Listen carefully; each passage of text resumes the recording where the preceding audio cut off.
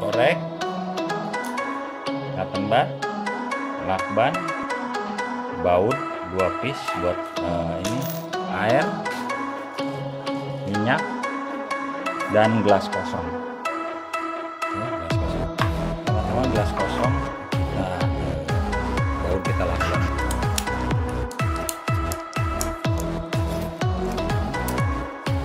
Yang kedua, pemberat kita masukkan. Usahakan biar berdiri.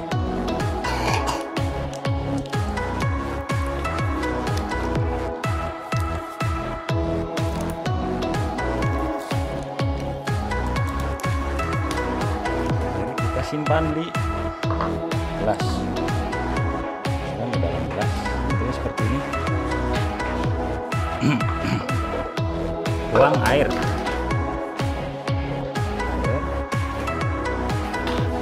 Kita tuang setengahnya, setengah atau lebih boleh, 1/4 dari cotton bud. Setelah itu kita tukang minyak sampai menyelam cotton bud, menyelam pas ujungnya itu sampai setengahnya dari cotton budnya tersebut. Napasnya tuang.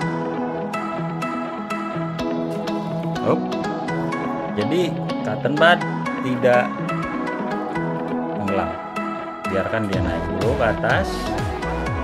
Setelah dia minyak naik ke atas,